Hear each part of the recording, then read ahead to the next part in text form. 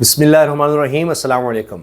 मुस्लिम league नून के अहम और सीनियर रहनुमा चौधरी तनवीर की फौरी गिरफ्तारी का हुक्म दे दिया गया है। अदालत की तरफ से कल फैसला महफूज किया गया था और आज फैसला सुना दिया गया है। इनकी ज़मानत की दरख्वास्त खारिज हुई और उसके बाद इनको गिरफ़्तार करने का कह दिया गया है। मामला बड़ा संगीन है, मामला है कत्ल का। अब ये फ़ैसला उस वक्त सामने आया है जब सबकी नज़रें सुप्रीम कोर्ट में जारी केस पर लगी हुई थी, चूँकि सुप्रीम कोर्ट में इमरान खान साहब की वीडियो लिंक के ज़रिए पेशी थी और उसमें ख्वाजा हारिस ने आज काफ़ी तवील दलाइल भी दिए और यही सवालात होते रहे कि जी नैब की जो तरामीम है वो किस तरह से बुनियादी इंसानी हकूक़ की खिलाफ वर्जी करती हैं या इसमें मसला क्या है, सिर्फ सियासतदानों को ही क्यों टारगेट किया गया है। ख्वाजा हारिस अपने दलाइल देते रहे, मुख्तलिफ सवालात हुए। एक वक्त में तो चीफ जस्टिस काजी फ़ाइज़ ईसा साहब ने यहाँ तक कह दिया कि जी यहाँ पर प्ली बारगेन ली किसी ने और उसके बाद वो गवर्नर बन गया। अब ये बातें वो खुद कर रहे हैं, लेकिन वो कहते हैं जी पार्लियामेंट सुप्रीम है, वो अगर कानून पास कर दे तो हम क्या कर सकते हैं। अब इस पर ख्वाजा हारिस भी दलाइल दे रहे हैं कि किस तरह से एक आम आदमी जो है उसकी तो पहुँच में नहीं है जो पार्लियामेंट पहुँच जाता है कि उससे पूछ सके।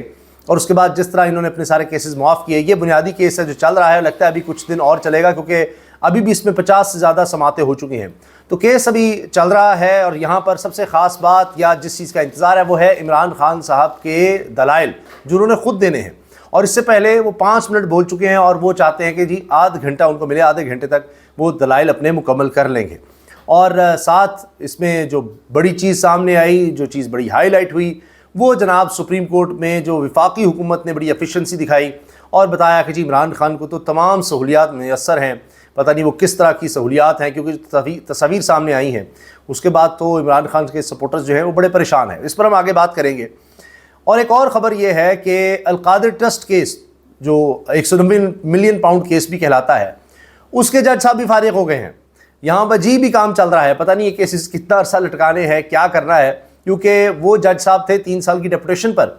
अब उनकी खिदमात वापस लाहौर हाई कोर्ट को दे दी गई हैं। इस्लामाबाद को उनकी खिदमात इस्लामाबाद हाई कोर्ट को दी गई थी। 3 साल मुकम्मल हो गए, अब वो जनाब वापस चले गए हैं। अब ये केस पता नहीं कितना लटकेगा, इसका क्या बनेगा। अल-कादिर ट्रस्ट 190 मिलियन पाउंड का केस, वो एक अलग मामला चल रहा है।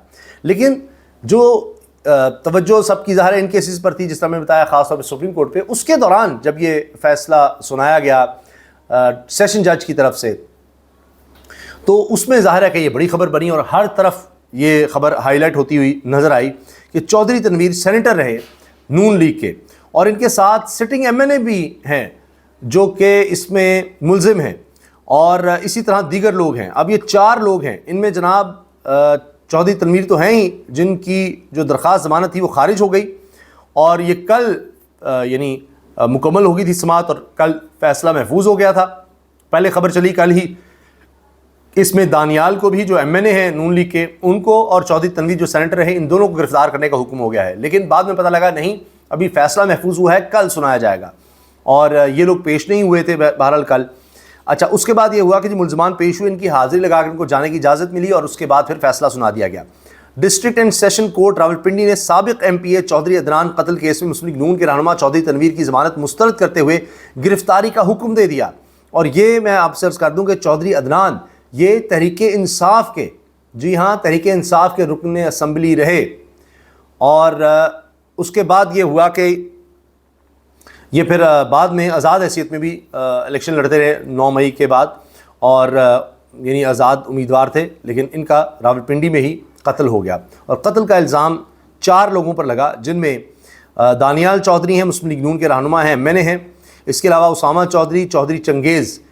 अलबत्ता ये जो 3 लोग हैं, दानियाल चौधरी, उसामा चौधरी और चौधरी चंगेज़, इनकी दरख्वास्त ज़मानत मंजूर की गई है, जबकि चौधरी तनवीर को गिरफ़्तार करने का हुक्म दे दिया है। इनकी जो दरख्वास्त थी ज़मानत की, उस पर महफूज फ़ैसला सुनाया गया और इनकी दरख्वास्त मुस्तरद हो गई। 4 नून लीग के रहनुमा हम कह सकते हैं, जिनमें एक सिटिंग MNA बताए जा रहे हैं, एक सेनेटर हैं जो कि इसमें मुलजिम हैं। इन 4 लोगों पर कोई इल्ज़ाम है कि इन्होंने तहरीके इंसाफ के साबिक रुकन असम्बली पर हमला करवाया और उनको कत्ल कर दिया।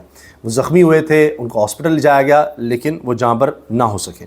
और इसकी पूरी डिटेल भी फिर सामने आई कि किस तरह से उनको वहाँ पर रावलपिंडी में निशाना बनाया गया। अच्छा, इसके साथ साथ जनाब जो ख़बर 190 मिलियन पाउंड केस की है, उसके बारे में मैं आपसे अर्ज़ कर देता हूँ کہ اس میں عہدے کا چارج ہی جج صاحب نے چھوڑ دیا ہے، اور جج صاحب جو ہیں وہ کہ جی 3 سال کے لیے میں یہاں لایا گیا تھا، وہ 3 سال پورے ہو گئے اور میں جا رہا ہوں۔ اب یہ کیس ہے جناب سابق وزیر اعظم عمران خان اور ان کی اہلیہ بشرا بی بی کے خلاف۔ اس کی سماعت کرنے والے احتساب عدالت اسلام آباد کے جج ناصر جاوید رانا نے 3 سال کا ڈپٹیشن پیریڈ مکمل ہونے پر عہدے کا چارج چھوڑ دیا ہے، اور اس سے پہلے انہوں نے آصف علی زرداری، نواز شریف سمیت دیگر اہم کیسز کی سماعت بھی کی، اور جج ناصر جاوید رانا کی خدمات واپس لاہور ہائی کورٹ کو مل گئی ہیں۔ اس کے ساتھ چودھری عدنان کے قتل کیس کا جو میں ذکر کر رہا تھا، اس کی ڈیٹیل یہ ہے کہ یہ سیشن جج ہیں راولپنڈی کے سہیل رانا، انہوں نے فیصلہ محفوظ کیا تھا جو کہ آج سنایا گیا ہے۔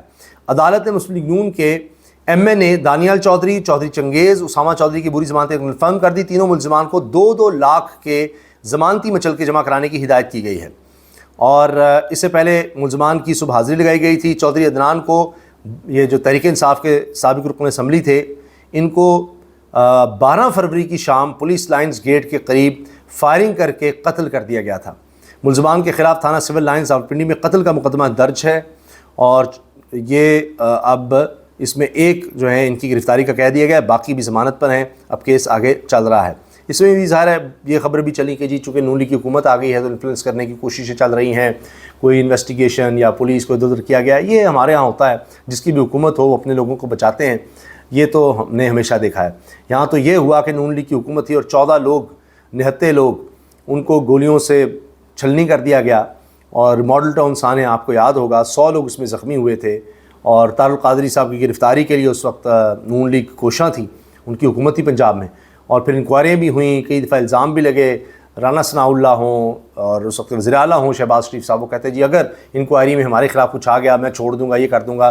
پھر رانا ثناء اللہ صاحب کو ہٹایا بھی گیا تھا وقتی طور پر، لیکن آپ دیکھ رہے ہیں کہ جی 14 لوگ دنیا سے چلے گئے لیکن کسی کو کوئی سزا ہی نہیں ہو سکی۔ یہ اس ملک میں ہوتا ہے۔ تو پھر یہ بات تو ایسی نہیں کی جاتی۔ آپ دیکھیں حامد میر صاحب بھی کہتے ہیں کہ جی یہ ان کی خصلت ہے، یا یہ نون لیگ کا ایک انداز ہے کہ یہ ہمیشہ سے ایسے ہیں۔ 80 کی دہائی میں جب آغاز ہوا تو تب سے لے کر آج تک جب بھی ان کو حکومت ملی ہے تو 2 ان کے ٹارگٹ ہمیشہ رہے ہیں، کیونکہ طاقت ان کے پاس ہوتی ہے تو یہ نہیں سمجھتے کہ کوئی اور آگے کھڑا ہو سکے، بول سکے۔ اس میں جناب جو ہی ان کو لگتا ہے کوئی جوڈیشری یا کوئی جج اس طرح سے ہو رہا ہے تو اس پر حملہ بھی کروایا جا سکتا ہے، اس کو نکلوایا بھی جا سکتا ہے، کچھ بھی ہو سکتا ہے، اس کی ویڈیوز بھی بنائی جا سکتی ہیں۔ یہ سب فیکٹس ہیں۔ ججز کو فون کر کے فیصلے لیے جا سکتے ہیں۔ پھر مخالفین کے ساتھ جس طرح آپ دیکھ ہی رہے ہیں اس وقت تحریک انصاف زیر عتاب ہے، یہ کام یہ ضرور کرتے ہیں۔ اور پھر صحافی ان کے خلاف بھی ہو جاتے ہیں، اور یہ ہمیشہ سے ہے۔ کہا یہ جاتا ہے کہ نہیں کچھ نہیں جناب، ہم جو اپوزیشن میں جا کے ہم تو بڑے انسانی حقوق اور یہ اور وہ، لیکن جیسی حکومت ملتی ہے تو آپ نے دیکھا ہے کہ اب پھر یہی ہو رہا ہے۔ جوڈیشری کے بارے میں کیا کیا کہا جا رہا ہے، ماضی میں یہ سپریم کورٹ پر حملہ کر چکے، میں نے آپ کو بتایا ویڈیوز بنانا اور فون کرنا وہ سب ہے، لیکن اب بھی دیکھیے کہ جی کالی بھیڑیں پرائم منسٹر تک کہہ رہا ہے، اور وہ ججوں کے بارے میں پریس کانفرنسز ہو رہی ہیں، ان کو سپورٹ کیا جا رہا ہے، یہ سب ہے۔ صحافیوں کی پکڑ دھکڑ، صحافیوں کی زبان بندی کے لیے قوانین وہ پھر سے بنائے جا رہے ہیں۔ تو یہی ہم نے دیکھا ہے کہ جب بھی نون لیگ کی حکومت ہوتی ہے تو یہ کام ضرور کیے جاتے ہیں۔ اور مخالفین کے حوالے سے آپ دیکھ ہی لیں کہ ابھی اظہر مشوانی، ان کے 2 بھائی پروفیسر دونوں، ان کو بھی رات گئے اٹھا لیا گیا ہے، اور سی ٹی ڈی کا کہا جا رہا ہے، اور سادہ لباس میں ملبوس لوگ تھے، اظہر مشوانی نے یہ کہا ہے۔ اور اس کے ساتھ ساتھ آپ دیکھیے کہ عالیہ حمزہ صاحبہ، صنم جاوید کی طرح عالیہ حمزہ کو بھی جیل کے باہر سے ہی گرفتار کر لیا جاتا ہے۔ تو کوئی شہر نہیں چھوڑنا، اور میرا خیال ہے کہ ان خواتین کے نام تو grains book of world record میں آنا چاہیے کہ ایک ہی وقت میں کتنے شہروں میں تھیں۔ اب پہلے صنم جاوید کو گجرانوالہ پولیس کے حوالے کیا گیا، اب عالیہ حمزہ کو بھی گجرانوالہ پولیس لے گئی ہے۔ تو اتنی بڑی تعداد میں پولیس آتی ہے، جیسے سب سے پاکستان کے مطلوب ترین شخصیات میں یہ خواتین ہوں یا سب سے بڑی دہشت گرد ہوں، اور اس طرح سے جناب ان کو اگلے سے اگلے تھانے، اگلے سے اگلی جیل، اگلے سے اگلے شہر میں جناب پھیلایا جا رہا ہے۔ اور اس سے بھی ثابت ہوتا ہے کہ کیس کوئی اتنا مضبوط نہیں ہے ان کے خلاف، جس کی وجہ سے جناب کبھی ایک شہر، کبھی دوسرے شہر، کبھی تیسرے شہر، کبھی کہاں ان کو لے جایا جا رہا ہے۔ اور یہ اس وقت صورتحال بنی ہوئی ہے۔ اجازت دیجیے، اللہ حافظ۔